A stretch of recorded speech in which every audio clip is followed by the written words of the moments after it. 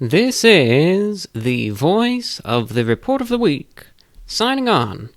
Hello, ladies and gentlemen, and everyone listening. This is VORW International, the voice of the Report of the Week.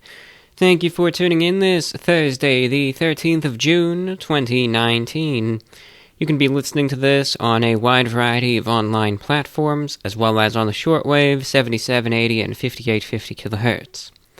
So this is my weekly podcast where we really just share miscellaneous thoughts and discussions on a wide variety of topics and issues.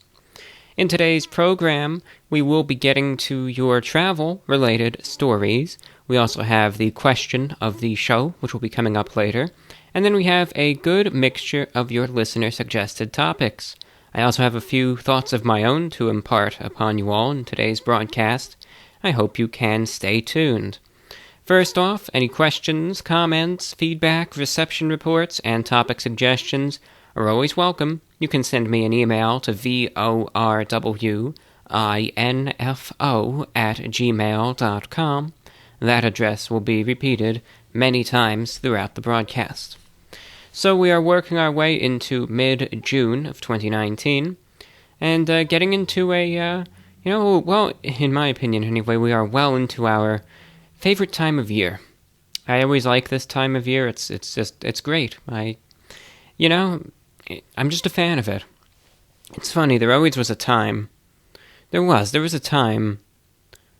when I preferred the colder weather. I know, that's just what I was a fan of. I liked the colder weather, but those days are over. Now I'm a fan of the warmer weather, and this is as good as it gets. Temperature-wise, it's comfortable, there's a good deal of sunlight, weather is nice, and cannot complain. Alright, first things first, I want to just get this out of the way immediately. You know how I do the radio-related talk here and there. I'm going to do that right now, and then the rest of the show, who knows, maybe another radio-related tidbit will slip through, but I figure since there are people that do have an interest in shortwave and listen on this medium and so on, may as well bring it up. This is not good news, so I say that in advance. A major international shortwave broadcaster will be leaving the airwaves, so it seems. This is unfortunate, but the newest station to go off the air will be All India Radio. They will be shutting down pretty much their entire shortwave operation. In total, about 200 transmissions will be going off the air. They will be discontinuing approximately 45 transmitters, which is huge for a shortwave operation. Huge. This is a massive international broadcaster. They've been on the air since the 1930s. They will be shutting down their external service, as well as their domestic broadcast. Because, they said, well, we do not feel that shortwave is reaching enough people to justify the costs we put into all of these transmissions, which is a huge amount of resources, both physical and, of course, financial. They believe that shortwave broadcasting is expensive and does not reach an audience. There's a little bit of a conflict because the organization that wants to shut down the All India Radio shortwave broadcasts is called Prasar Bharati, and they are the parent body of state-owned broadcasters in India. They appointed a committee to take a look at All India Radio's shortwave transmissions, gauge the effectiveness, and then do what they see would be the best course of action.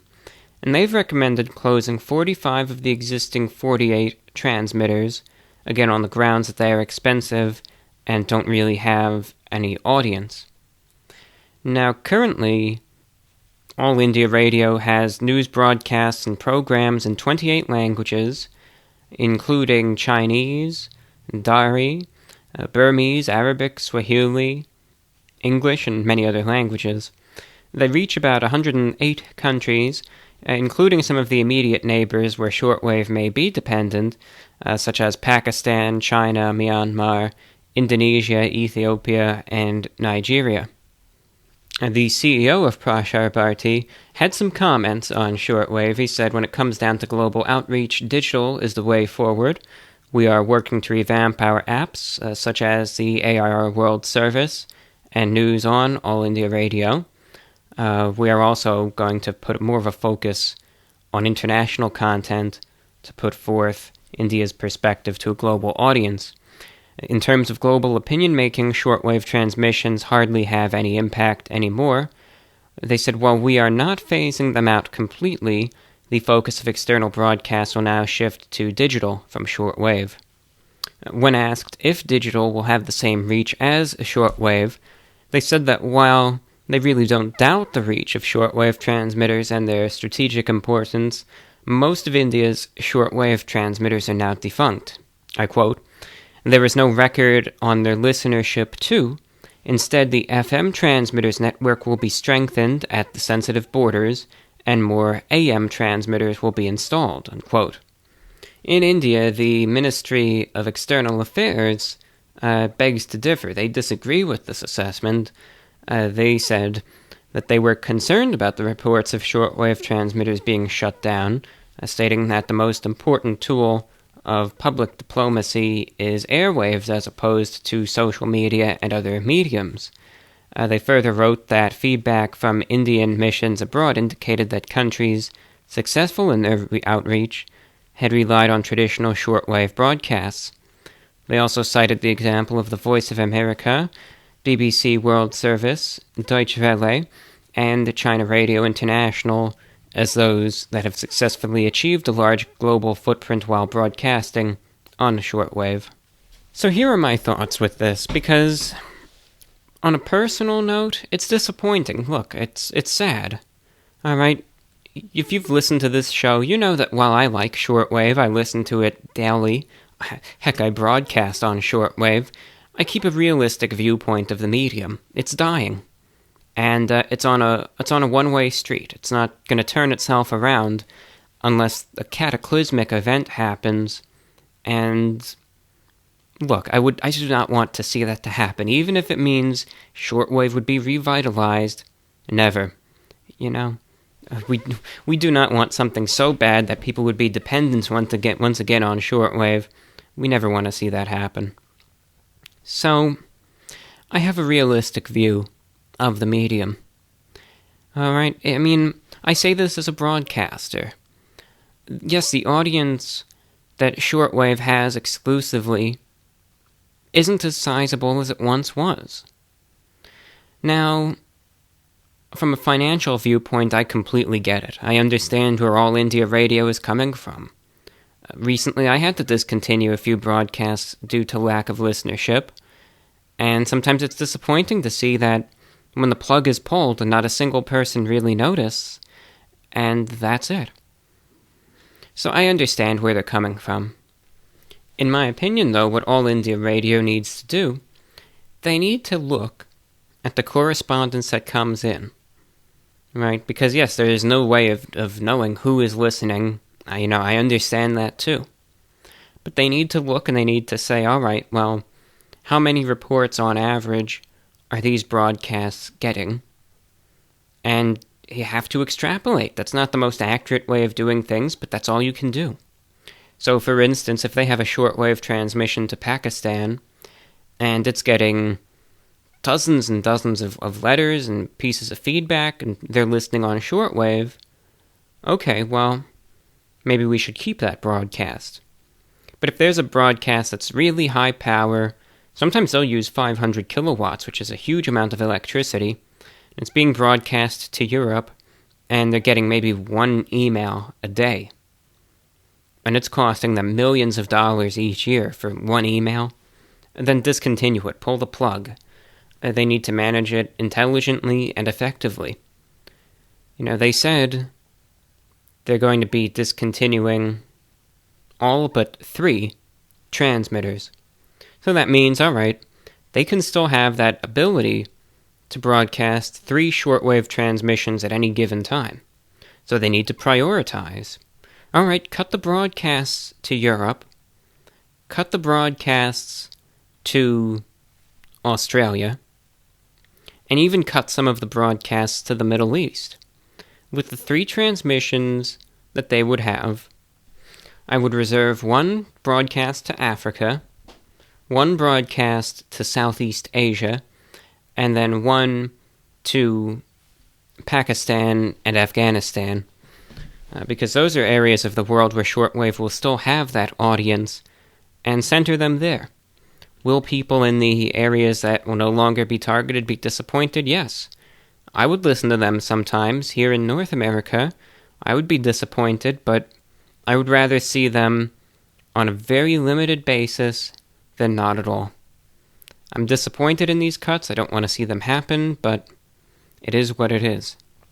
It's not really known when these will go into effect, so if you ever want to listen to All India Radio on the shortwave, India's external voice to the world, they do not target North America, so you might be lucky and you might hear a few of their broadcasts to Europe.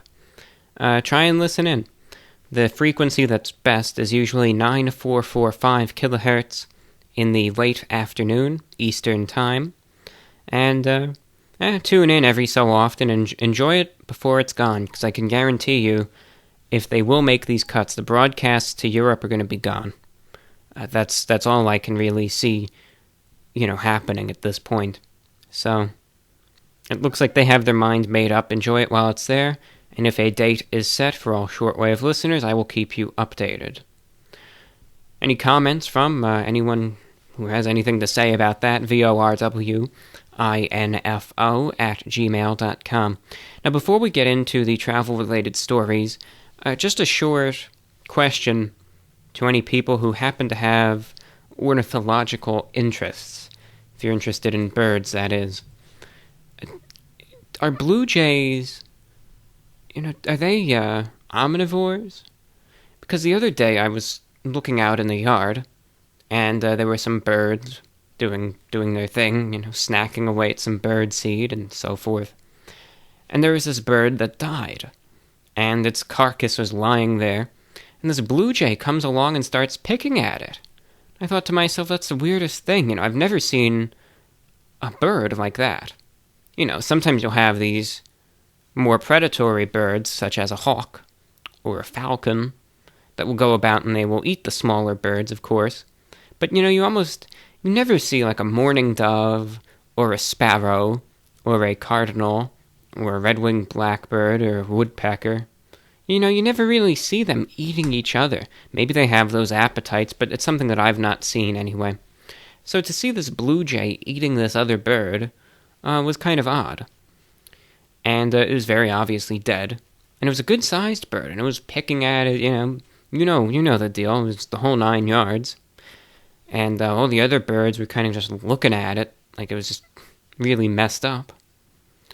And that makes me wonder, are blue jays omnivores? Do they have a tendency to eat other birds? Or is this like a one-off deranged blue jay that maybe snacked up on some bath salts and is, going crazy?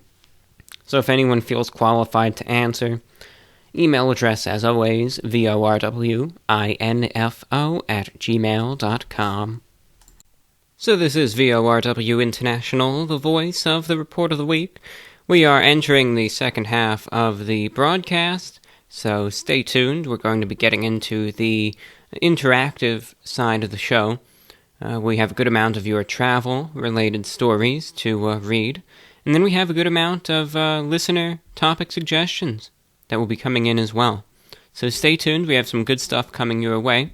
Of course, the address for any and all correspondence is always open, always welcome. VORWINFO@gmail.com.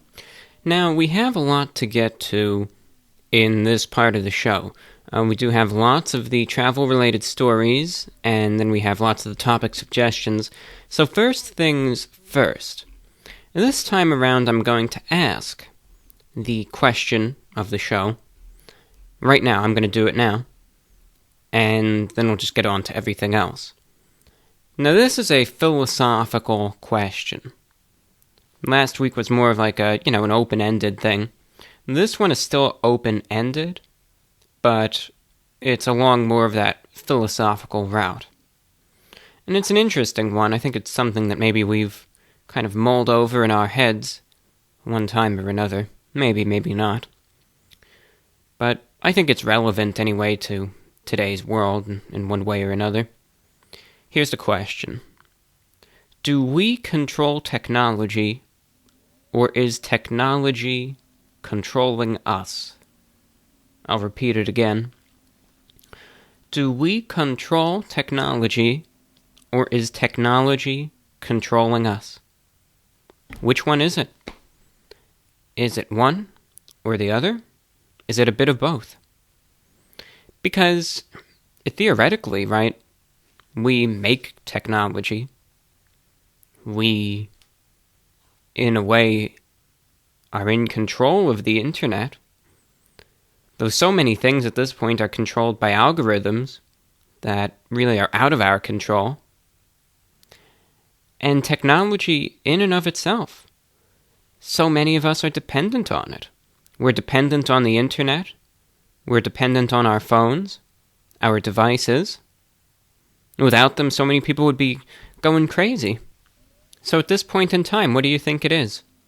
Do we control technology, or is technology controlling us? I'd love to hear from you, whatever your thoughts are, whatever they might be. Send me an email with your answer. Please keep in mind, email is the only way to get on the show. Sometimes you'll have people that'll comment or try and message me via other means. Email is the only way. VORWINFO@gmail.com is the address for your responses. We'd love to hear from you. We will be getting to them next week. Now, what we're going to be getting to now are the responses to last week's question or inquiry, which was really, if you have any travel-related experiences, share them. So we have a good amount coming up. Okay, so the first travel story comes from Phil, who's writing in from the South Shore, Massachusetts. A recent travel story I have is my trip to Chicago last October. My reason for going was that my girlfriend went to school there and wanted to catch up with old classmates, and my best friend had been living there for several years now. I'm not the biggest fan of flying, but taking JetBlue from Boston to O'Hare was actually pretty enjoyable and overall uneventful. I highly recommend it to anyone that has never been. Although I only spent a weekend there, I could have easily spent an entire week exploring fantastic food, museums, and natural splendors. Unfortunately, I think, among many non-residents of Chicago, the city gets a bad rap for high levels of crime. Those are not unwarranted or unfounded facts. However, from my experience visiting, if you use basic common sense of your surroundings and trust your instincts in the neighborhoods you are in, you will be just as safe as any traveler in any other American city. So that was from Phil in Massachusetts there. And Chicago, I was in Chicago back in 2011. It wasn't for the longest time, it was just for a few days. But, it's a nice city. And I was there at the Art Museum, and it was just a nice city. Now, Chicago does have a bad rap, like you said, in regards to crime. And I think it's something that's been on the increase in recent years. Just the amount of gang violence and so on. And every city has its good neighborhoods and its bad neighborhoods. Every city does. Every city. New York City, Orlando, Washington, D.C., Baltimore, Chicago, Detroit. But sometimes I think people just focus exclusively on the negatives and therefore assume that the entire city is like a war zone, when that is just not the case. Like you said, look, it absolutely has its bad areas. That's a fact. We all know that. But if you use common sense, it's not like it's a complete war zone and there's stray bullets flying around everywhere. You're going to make it in and out in one piece and have a fun time, too. Alright, next we hear from Steve over in Cleveland, Ohio. He said, I am a Hawking College graduate in my second year of my ecotourism and adventure travel degree. Me and 8 other students went to Andros Island, the Bahamas. It was a trip of a lifetime, but that's another story. We all met in Fort Lauderdale at the La Quinta Inn, and the next morning we went to the airport. It was more of an airport hangar, massive warehouse with small planes inside. They weighed our bags, all of which were required to weigh 50 pounds or less. I don't recall there being much security. There was definitely no TSA. The pilot and co-pilot loaded the plane with luggage in bizarre places, including compartments in the nose of the plane. We got in the small plane. I believe it only seated 12 people, including the pilots. The inside wasn't the cleanest. It had different colors of steel and what looked like tape on the inside. There was quite a bit of turbulence, and I was nervous, to say the least. But it was a beautiful flight, with the bright blue ocean waters and the islands, with my classmates, including some of my best friends here. We arrived at the Bahamas airport, where the officials with the dark green uniforms were very friendly. I got my first stamp on my passport and felt accomplished. The small planes, it's always funny how some of them can be in really good condition, some of them can be in awful shape. In Hawaii, when I was there in 2014, I did have the chance to ride one of those, like you said, smaller planes that maybe fits like a dozen people. But it seemed, just hearing what you were saying, it seems like that plane I was in better shape than yours. But I'm glad that you made it through in one piece, and were able to get to your destination safe and sound.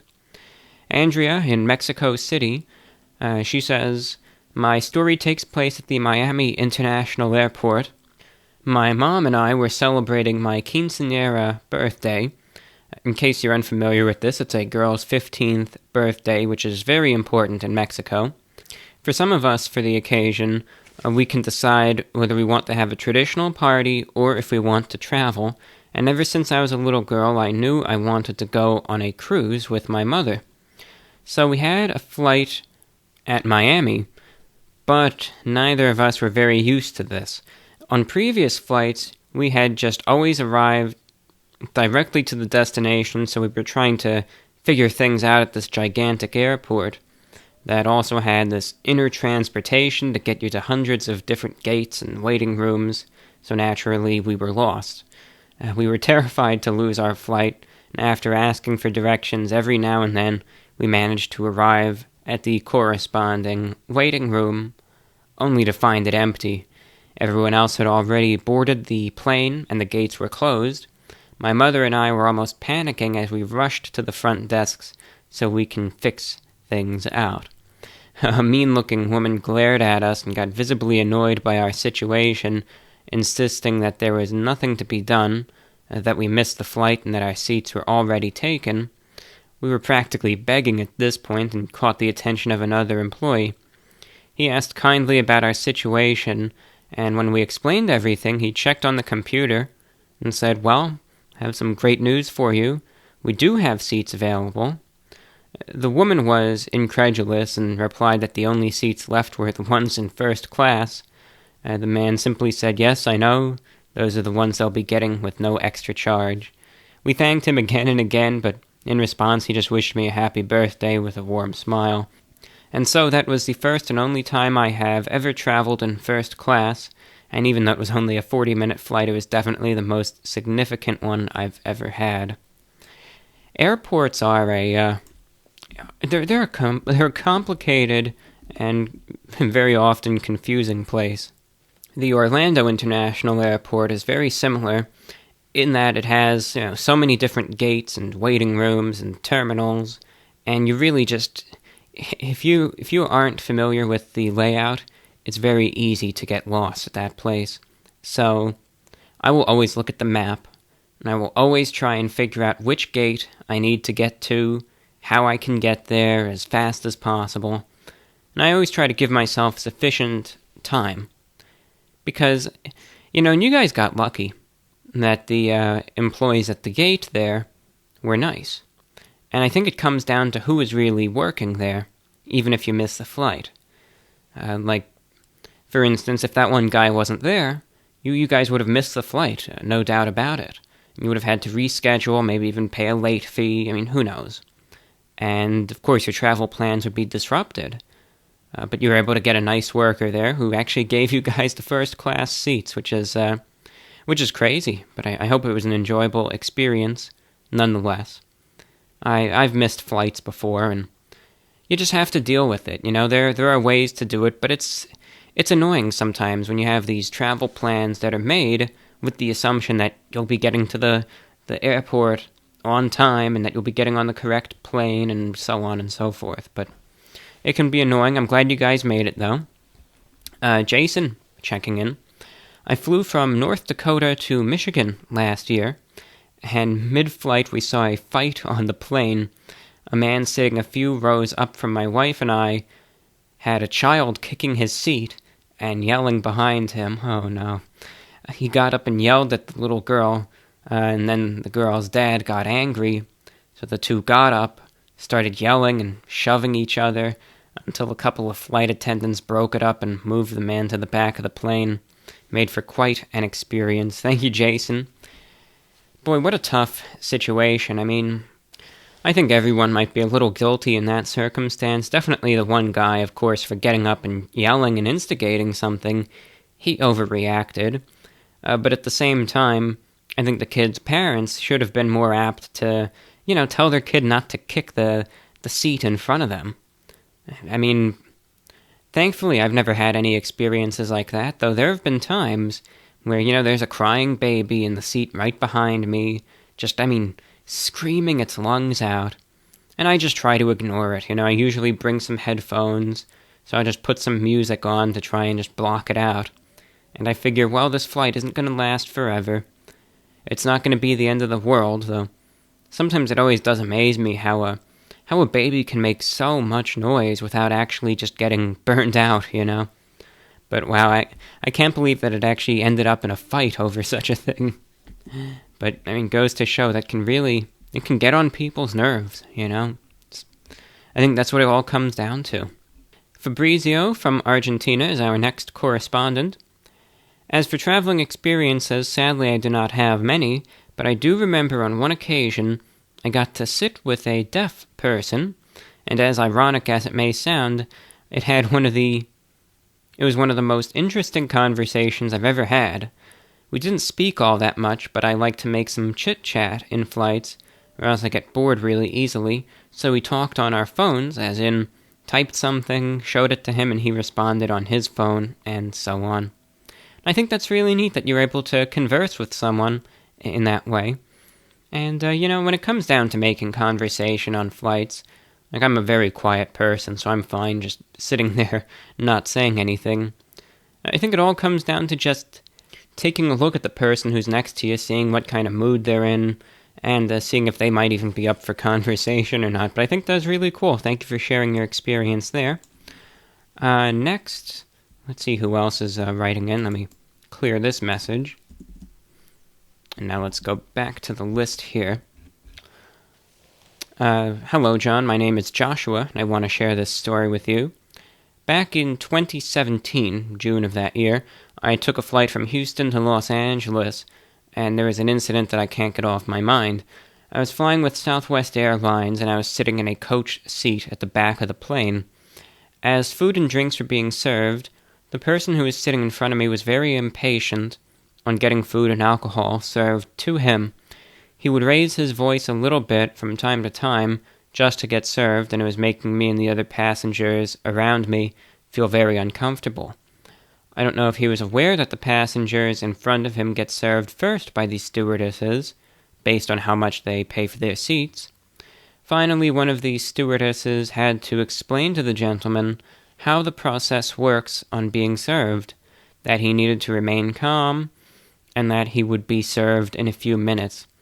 He shook his head in disgust, and yet the stewardess remained calm. When it was finally time for him to be served, he just said, "It's about time." My mood went from being uncomfortable to very stressed, as if I couldn't wait to land in Los Angeles to get away from this very rude passenger. I couldn't eat or drink anything when it was my time to being served Due to the stress from the rude gentleman in front of me, I felt like all people want in a flight is to get to their destination safely without any drama. I just hope that no one else goes through the bad experience I had. I wish that some people would be more patient when it comes down to being served from their stewardess. Well, thank you, Joshua. I think that's a commentary on human nature. And unfortunately, I think there are more people than I wish there were that have that attitude when it comes down to things. I mean, people like him may very well have an understanding of how things work. You know, they might know that, yeah, the people in front of me get served first, I get it, but forget that. I want to get first, I want it now, you know. It's a very, in my opinion, narcissistic, self-centered attitude. I only care about me, what I get. I care not one bit about anyone else on the plane, or what anyone else is going through or dealing with. I just want my food, I want my booze, I don't care about you, you know? That's what it seems like to me. And it's a shame, but I think there are a lot of people out there, and I mean, sometimes you will see extreme examples of that, where the person won't just have a bad attitude and make snide remarks, but they'll get physically aggressive, literally just because some menial little thing like getting their food, right? He's not on the brink of death, he's not going to starve.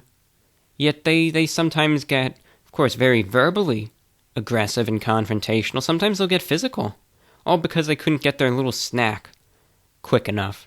It's ridiculous, it's absurd, but it's something that you see all too common, if you ask me. Let's see who else we have. Anonymous listener writing in. Hey, writing in again. I wanted to send an answer your way about travel experiences. This might be a little outside the scope of the question, but I ride our citywide train system, MARTA, that's M-A-R-T-A, here in Atlanta, every day to and from work. I think it's one of the most interesting ways to travel. All sorts of people ride the train, and you never really know what you'll see when you get on.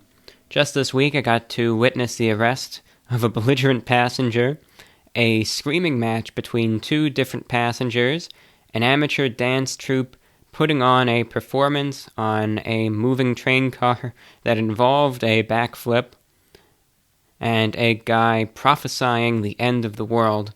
Our train system is probably one of the worst in the country as far as reliability and service goes, but I do enjoy all the weird dramas and comedies I get to see while riding, and it sure as hell beats taking the interstate.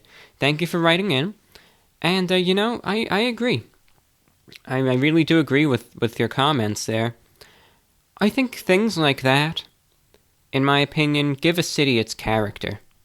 It might not be posh or upscale or refined or any of that, but I think that variety, that diversity, and that uncertainty of what you're going to see day to day, I don't know, I think that's one of the qualities of being in a city, you know?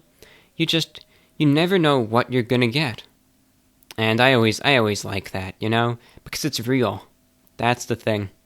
It's real, and I've always been a fan of that stuff, you know? I think you know what I'm getting at there. So thank you for sharing that, and I'm glad, you know, even though the public transportation system is lacking, at least it still gets you from point A to point B. So, it does its job, at least. Might not be the smoothest, but at least you have a little bit of entertainment pretty much guaranteed every day. Claire is checking in. She says, I have a story regarding travel with a bit of a lesson. It's the summer of 2017, and it's on a hot day in a rural town in Ohio. I just recently sold a set of hefty Dungeons and Dragons books online, and they were ready to be taken to the post office. I had decided to borrow my mother's bike for the trip into town, and so I took to the back road of my town so as to avoid traffic. This was a bike that had been ridden half a dozen times in the previous 15 years, and it had not been maintained very well. Despite the state of the vehicle, I was able to use the back road and reach the post office without incident, having saved myself the much sweat and energy in expediting my travel. Well, the trip back, however, was a different story entirely. As I re-entered the back road, I encountered a strange bump, jumped off the bike unscathed. Now, the bike seemed undamaged, so as I hopped back on my mother's bike, I was immediately dumbfounded to find that the handlebars had completely disconnected from the front wheel, making it impossible to steer. I was able to stop before I ended up in a crash, but I had to get off and push it all the way back home, readjusting the front wheel with every 2 steps. I want everyone to be aware that it is of paramount importance to properly maintain your bicycle if you ever intend to ride it. They are elegant machines, but they will betray you if left in a shed with over a decade of neglect. So thank you for sharing your story. Sometimes I'll see these videos online, like of someone, not even BMX, it's just amateur stuff, someone riding their bike around in a parking lot or something. And I imagine it's kind of the same circumstance. It's just not the best maintained bike in the world. And they'll hit the curb or go over a bump or something. And all of a sudden, like you said, either the handlebars will come off, or even in the more severe circumstances, the entire front wheel will just detach somehow, and it'll be inoperable completely. And I think, like you said, you just have to make sure you give it some use, and make sure it's in good shape as well. That it's just taken care of, that it's probably well-oiled, maintained here and there. It doesn't need to be in perfect quality, I imagine, but it needs to be in working order. Our final travel story comes from Cal in San Francisco, California. He says, so last September I was traveling from San Francisco to Geneva, Switzerland, to be with my significant other for a month. And let me tell you, the whole experience of getting there was one of the scariest travel experiences I've ever had in my life. Getting on the plane was a normal experience, but the trouble started when we were about to take off. The cargo bay door wouldn't latch closed for some reason, requiring the plane to be grounded for an extra hour and a half while technicians came and tried to fix it. Right away it was a little scary since I'm not used to having issues on flights, and as a very anxious person, I naturally let my mind get the best of me. You might know how it goes. When you're anxious like that, every weird or sudden noise the plane makes can make you very anxious at the moment. Alright, eventually the problem was fixed and the plane ended up taking off. About 20 minutes into the flight was where it really got terrifying. I was seated near the back of the plane and out of nowhere, someone ahead of me started screaming, "The engine is smoking. I think the engine is on fire." Sure enough, looking out the window across from me, I saw a thin, continuous, white trail of smoke. It was a heart-sinking and terrifying moment. Never in my life have I ever been so sure I was about to die. People were freaking out. Most of the people were overwhelmed and hectic, crying or praying. There was such a deep, morbid, overwhelming, and overlying dread in the air. It's just so hard to describe even now. About a minute after the smoke was noticed, the pilot came over the intercom, told us to stay calm, and that there was an engine malfunction requiring us to make an emergency landing at the nearest airport. Now, luckily, the airport was only 10 minutes away, but each minute felt like an hour. To cut the story short, we eventually did end up landing safely, at which point some people were crying out of happiness, myself included. It was such an emotional experience. A lot of us ended up hugging and thanking the pilots. During the whole emergency flight back and landing, I was gripping my arm so hard that my fingernails dug into it, though I didn't even realize until afterwards. I understand that the pilots are trained for situations like this, but I still felt we were incredibly lucky to have pilots who were able to stay calm and collected, and who tried to keep the passengers and flight attendants grounded. I have a lot of respect for them since they have to keep flying and doing their job after a situation like that. But for me, since it happened so recently, I'm still terrified of flying, whereas I wasn't before. Statistically, I understand that flying is safer than most other forms of travel, but a situation like that will really screw someone up. Anyway, I'm glad everyone got off the flight safely, and that I'm still here to tell the tale. I'm only 23, It was a real eye-opener to realize I can die this early in my life. Hope I didn't bring the mood down too much after all. Everyone ended up okay and all is well now. Thanks for listening to my story and hope you have a great night or day, but I know you're nocturnal like me. Yes, it is the nighttime right now. And thank you for your story, Cal. What a story right there, and I'm glad you made it out in one piece, because you are right. Flying, statistically, and let me get the statistics up right now, actually. That must have been absolutely terrifying, but, flying in a commercial airplane is one of the safest things you can do, and I think that experience, as harrowing as it was, goes to show it, that despite there being that technical issue, it was handled by professionals who knew what they were doing and were able to competently get you guys safe, get the plane on the ground without any injuries. For instance, here are just a few of the odds of dying, right? And these are from the Natural History Museum of Los Angeles County, the Massachusetts Institute of Technology, and the University of California at Berkeley. So some, reputable sources anyway. Odds of dying. Cardiovascular disease, 1 in 2 odds. Smoking by or before age 35, 1 in 600. A road trip coast to coast, 1 in 14,000. 1 in 14,000, that's it. Bike accident, 1 in 88,000. Tornado, 1 in 450,000. Train ride, coast to coast, 1 in 1,000,000. Struck by lightning, 1 in 2,000,000. Getting stung by a bee, 1 in 5.5 million.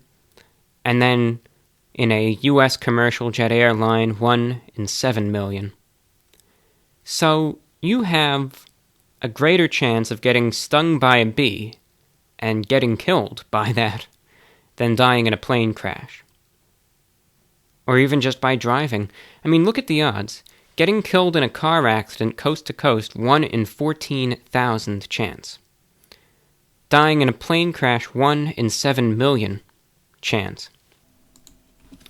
I think there was even, in this info I don't have directly in front of me, but I believe it said that in order to fly enough statistically for a plane crash to happen, you would have to get on a flight every single day for 14,000 years. It was something to that extent anyway. It was just this inordinate amount of time that was just, so unrealistic that it would not happen. But I think nonetheless, what kind of gives us this fear is when we are in a plane, we have no control over the environment. We are, in the most literal sense, there for the ride. And with that, we know that if it's going to go down, there's a chance that we're not really going to make it. Again, because we have no control over it at all. One other thing that I do sometimes is, before I fly, I look at this one website, I think it's called Flight Radar 24, and it shows every single plane that has its transponder on in the entire world flying around. You see thousands and thousands and thousands of planes flying around. And every single one of them took off fine, and it's going to land fine too.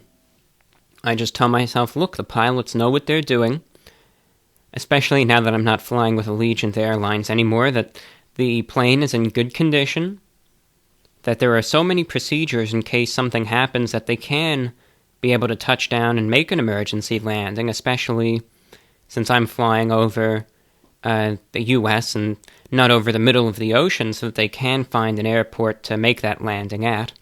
And that, 9.999 times out of 10, everything is going to be fine. Everything will be all right. And that's it. And look, if something happens, it happens. I never had any control over that to begin with.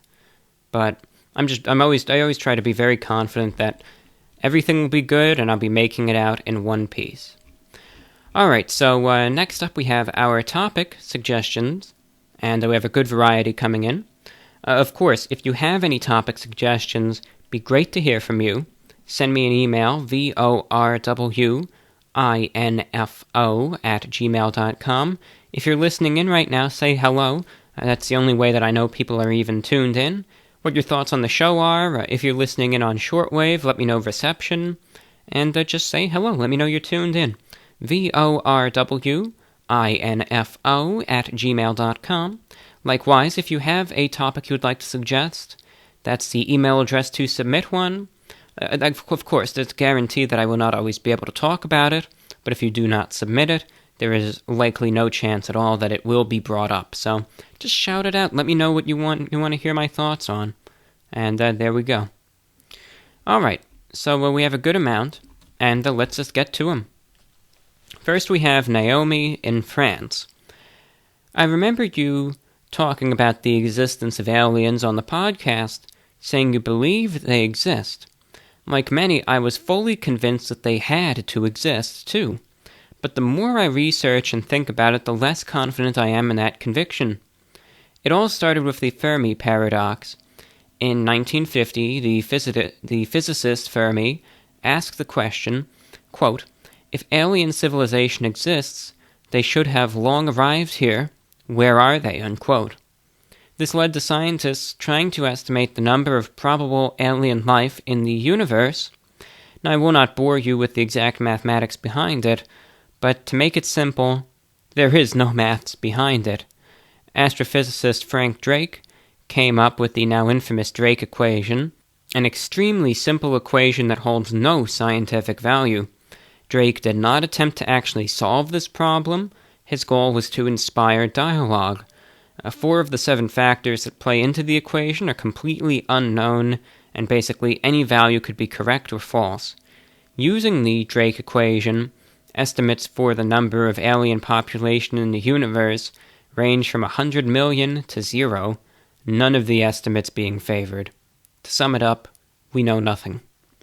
But we do know more than we did 70 years ago. Despite scouring our galaxy for decades, we have not found the tiniest trace of life, nothing.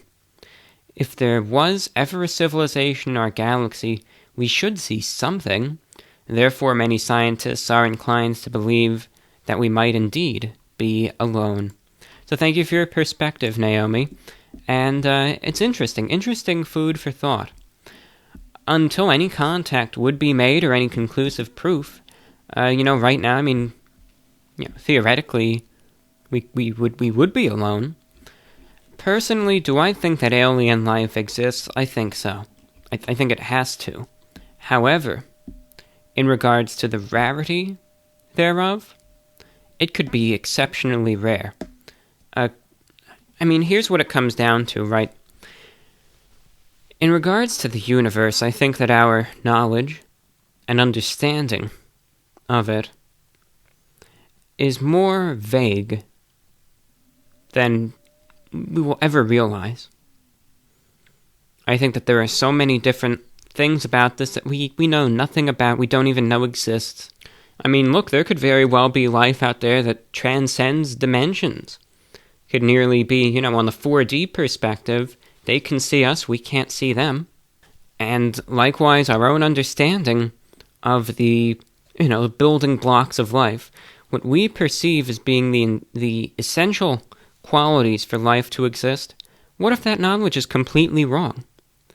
Of course it applies on Earth, but what if that's not true anywhere else? What if there are creatures that can survive just in the void of space? We have our knowledge, we believe that's not possible. What if it is? What do we know? I think that life is out there, but it may very well be less numerous than we thought. There's an interesting thing I read yesterday. It almost does go, at least it gives credibility to your viewpoint. The first article I see, there are many others, of course, from USA Today, says, and this was literally published yesterday, maybe we are alone after all. Planets that could sustain alien life, much rarer than we thought. And essentially just what it comes down to say, of course, in the search for extraterrestrial life, the believed habitable zone in solar systems where liquid water could exist on a planet's surface is nowhere near as common as we once thought. because while it may have water, it's believed that anyway the chemical composition of the planet's atmosphere would still be extremely hostile for any complex life, anything more than single-celled organisms, to be able to survive. So it just goes to show, what if we are literally the only ones in the entire universe? Either way, it's when you look at the universe, I think no matter what you believe or you don't believe, it's a fascinating thing to just see all that there is out there. And I think no matter what, look, whether we are the only ones in the entire universe, which would be insane, but if we are the only living things in the universe, or whether we aren't, I think just going to see how rare a planet like Earth is. The fact that it has these qualities that are so... we're struggling to find any other planets that are just like Earth, that have all of the matching qualities. Every other planet seems to have one issue or the next, or, always has those variances and differences that have those limiting factors. As a result, I think it should just inspire more appreciation to this planet in everyone, to realize that what we have right here is so beautiful and so rare. We should treat it with a little more respect and not keep destroying it with pollution and all of that. Such a rare, beautiful thing, and here we are squandering it. So anyway, thank you for bringing that up. Going over to a health-related question, Branson is checking in. I know not by any means that you're a doctor, but I happen to notice that you have a very clean face, free of acne. If you could shed maybe some light onto the topic, it would be much appreciated. Well, thank you for your question. I still have breakouts, of course. I still get breakouts all the time. And it might not be to the point where it's really noticeable, but I still get pimples. I think pretty much everyone does. And to tell you the truth, I had really bad breakouts for a while. I did. In 2015, I changed up my skincare routine because I really wasn't doing a good job before that. And as a result, from changing it up all of a sudden, that exfoliation really started getting the skin fired up, and I started getting bad breakouts. I'm talking everywhere. On my forehead, on my chin, on the jawline, on the sides of my face, everywhere. Even on the sides of my nose, you name it. And it was just coming up everywhere. And you could probably... I wasn't using the highest quality camera back in 2015, so you couldn't really see it too well, but I was really having bad breakouts.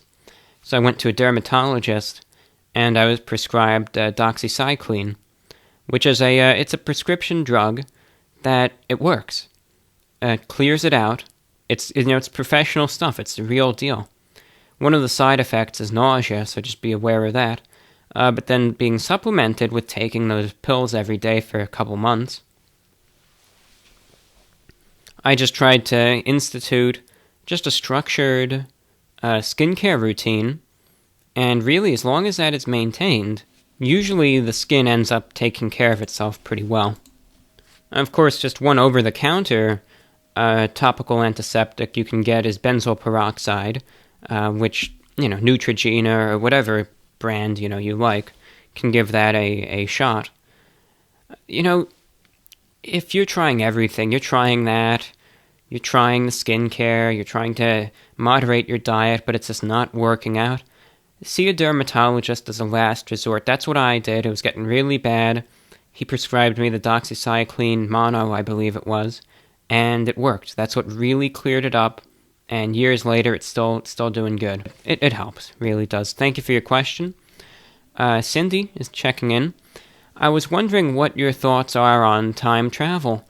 There are a multitude of videos on YouTube with interviews and other such content. Also, I appreciate your appearance and your ability to speak with such eloquence.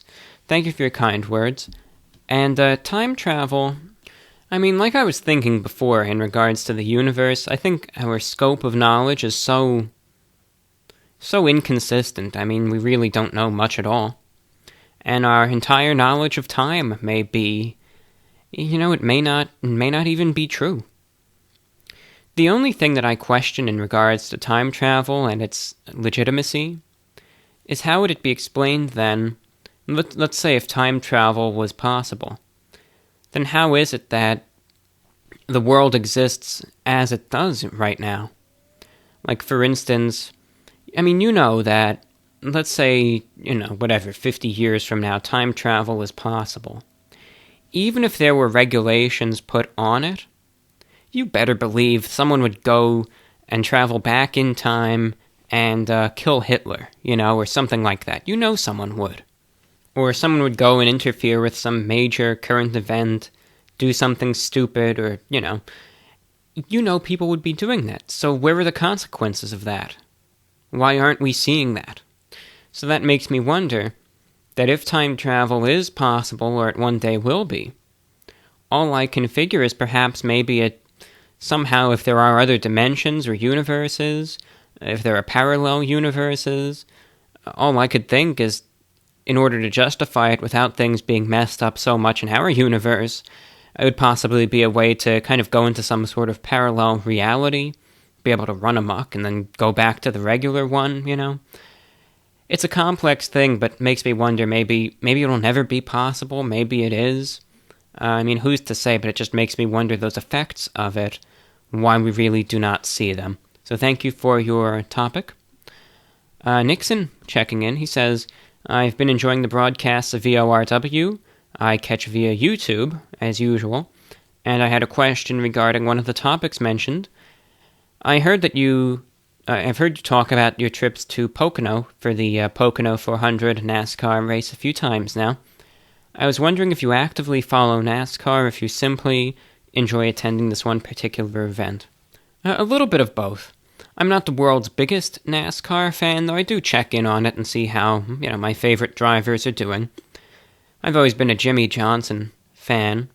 I used to like, Dale Earnhardt Jr. and Jeff Gordon. The two of them are now retired, and I think they're doing broadcasting work. So, I don't actively follow it to extremes, but I still check in on it, like I said. But going to the Pocono 400 is a tradition. It's something that I've been doing for 15 years now.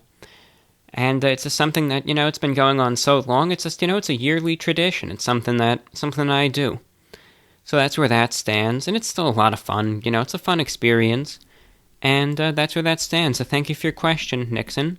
Lots of space-related questions, but it's nice. Jack is writing in. He says, I was wondering your thoughts were on space travel. I'm currently working on a spacecraft that will fly past several asteroids in the coming decades, the Lucy mission to asteroids near Jupiter, and it's a legitimate thing. It's a mission that's being done by NASA that will be doing kind of a flyby of these asteroids in the 2020s. So it's great to hear from someone who works with that. But he continues, anyway, I was just curious if you have seen a launch as you live in Florida, and if you think space exploration is worth it, and on the recent private sector boom in the space market, such as SpaceX, Virgin Galactic, etc. Thank you for writing in, Jack, and that's the great thing. You never know who you're going to reach. I think it's something that more needs to be invested into. And I think what needs to be done is we need to focus on two things. We need to focus, I think, on development of, number one, better telescopes, better observation equipment, and number two, if it will ever be possible to travel at a speed faster than we currently are able to do so, because one of the only, either that or figure out how to realistically, put people in stasis, but even then, in regards to time, I think if it was ever, realistically discovered to be able to travel close, to the speed of light, then of course that would make certain extents of space travel more practical. Instead of taking, 20,000 years to get somewhere, be more realistic in some ways anyway. But I think we need to put a lot more energy to it. And I think some people are going to be upset by this, but it's just my personal opinion. We need to forget about the moon at this point. Forget about it. It's, that's what gets me. I see I see more energy being put over to the space program, and then they want to go to the moon again. I don't know. I think there's nothing of value there at all. If we want to focus our sights on something, make it Mars. The moon is... I just don't think it has any value at this point. We're already there. It's already known that the moon dust is pretty much toxic, I'm pretty sure. Or something to that extent. It's damaging to us. It's already so close to the Earth to begin with. I don't think there's really much practicality to it. I've seen a good number of launches. I've probably seen close to, I don't know, maybe 15 at this point. Yes, I see a huge amount. I see the SpaceX ones. I see the NASA launches. I saw the Falcon Heavy launches a couple times. I think maybe 2 times or so. And yes, I've seen many launches. And it's always so much fun to see. So it's very pretty, very nice to see. There was one time I was actually outside recording one of these shows, and all of a sudden I hear this rumbling, and sure enough, there was just a rocket launch going on. I wasn't even aware of it. So yes, it's happened before. And as for the private sector boom in the space market, I think it's absolutely necessary. Because to me, the space industry is such an important thing. To see it defunded and possibly die is so sad. So if organizations like NASA get stripped of their funding, then it's only right that the private sector kind of carries the flame and keeps it going. So I wish that more energy to begin with was put toward NASA and all of that. But in the meantime, I think it's great to at least see some companies out there that are still passionate about this, that still care about it, put resources into it, and help keep it going, keep it alive, you know? So it's nice to see.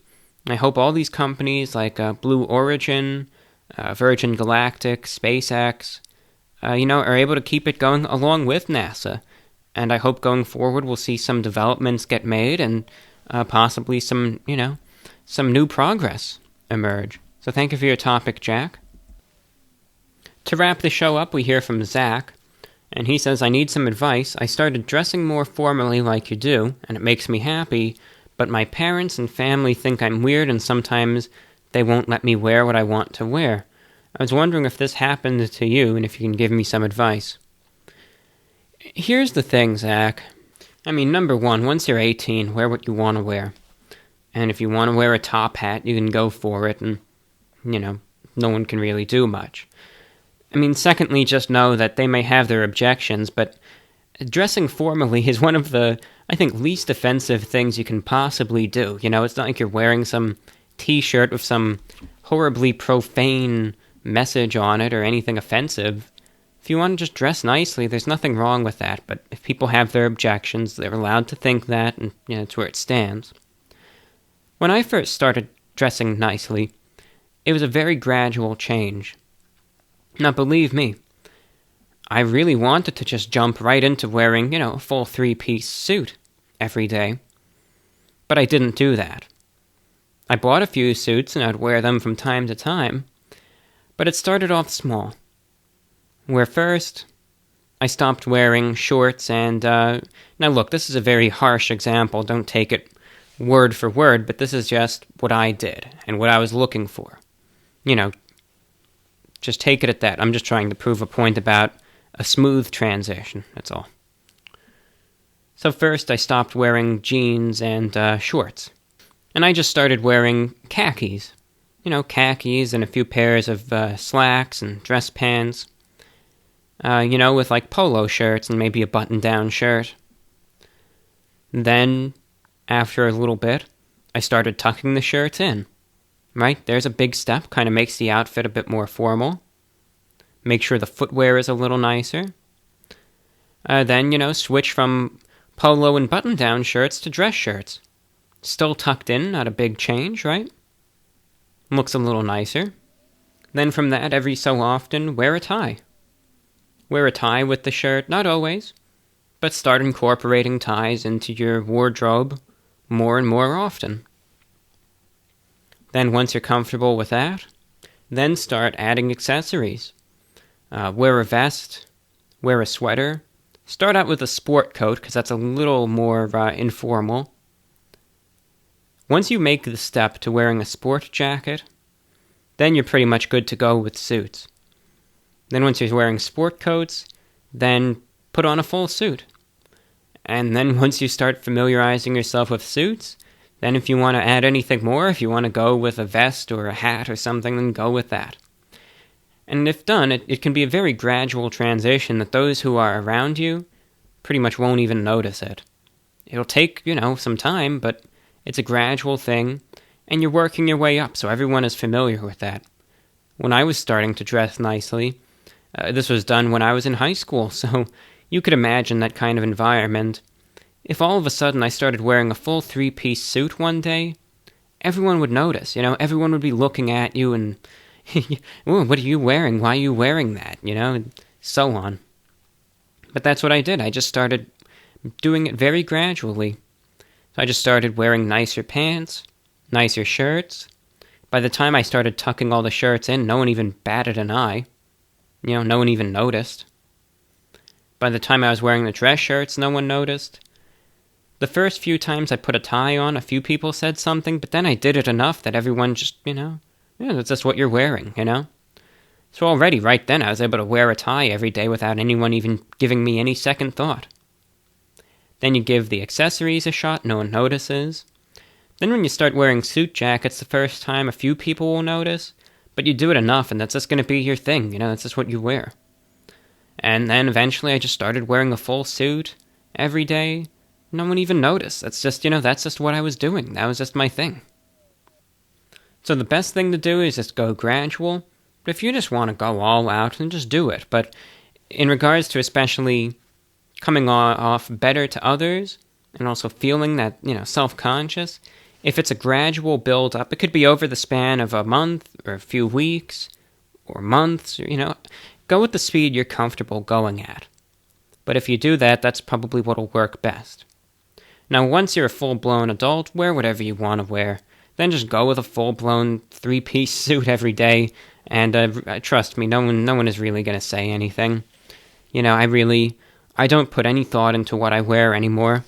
I'm sitting here at, 2:30 a.m. at the microphone here. I'm wearing a brown, single-breasted suit from the 80s. I think it's a Jones, New York suit. Going with a white shirt, brown striped tie, black shoes, got my hair done. And then I might go out for a walk later, in full regalia. But I don't put any thought into it. I'm just wearing what I wear every day. I'm not wearing a suit and going with this, I'm just wearing what I wear. To the point, I guess, where I've just been doing it for so long, it's just second nature. Alright, well with that, I'm going to be wrapping up the broadcast today. This is VORW International, the voice of the Report of the Week.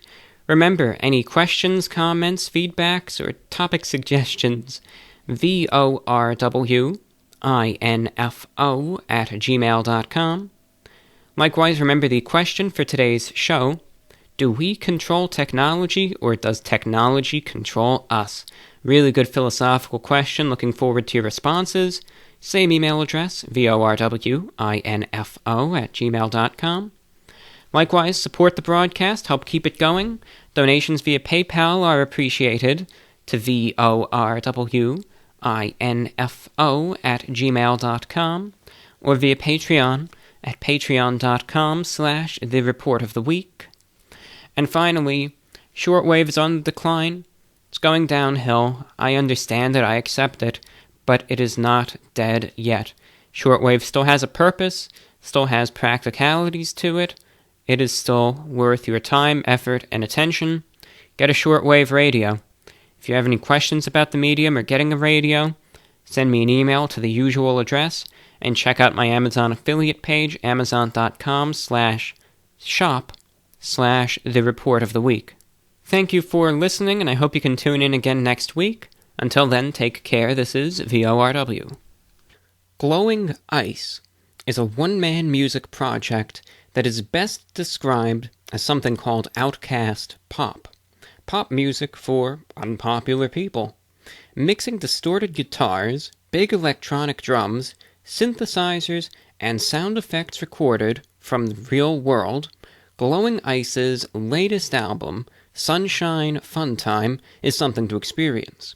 The topics of the songs from Sunshine Fun Time range from the afterlife, gamer girls, songs on the radio, getting married, and even robbing a bank. It's certainly out there, but with upbeat, playful EDM dance numbers like Eggplant Emoji, to the slow, thick synths and heavy industrial drums of Slow Motion in Bed, there is something for everyone to enjoy. It's Sunshine Fun Time by Glowing Ice, available on iTunes, Spotify, Amazon, and everywhere else music is sold and streamed online.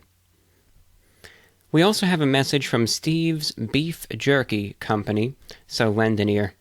I've been developing this recipe since I attended high school. I'm currently 35 years of age, and I've come a long way. My family, friends, co-workers are always hitting me up for my jerky, and I even have trouble holding on to my personal stash. Now, I buy the reddest, leanest, and freshest meat that I can find. I slice it up in very thin slices, and I marinate it for 3 days in the secret recipe of marinade and seasonings. This jerky has a little sweetness and great Cajun flavor. It's slightly spicy, but if you could handle generic buffalo wings, then you can handle this jerky with no problems. Each package is vacuum sealed and is never left out in the sun. The jerky is prepared in a clean, safe environment. My jerky is moist, and I try to slice it across the grain and thin as possible in order to make sure it is extremely tender. Brand name jerky is loaded with preservatives, which are also bad for you. Sodium nitrate and such are known to cause heart problems, and you have no idea what's in the stuff you're buying sometimes, and that Frankenstein's monster of a product can be scary. Give my jerky a chance. Buy a pack or two, one for your lunchbox, another for a loved one who I'm sure will appreciate it. It's a very lean product. All fat is trimmed off during preparation, and it's a great source of protein. I'm looking at you, bodybuilders. If you'd like more information, please see my Facebook page at facebook.com/stevesjerky. That's facebook.com/STEVESJERKY. Steve's Jerky at facebook.com.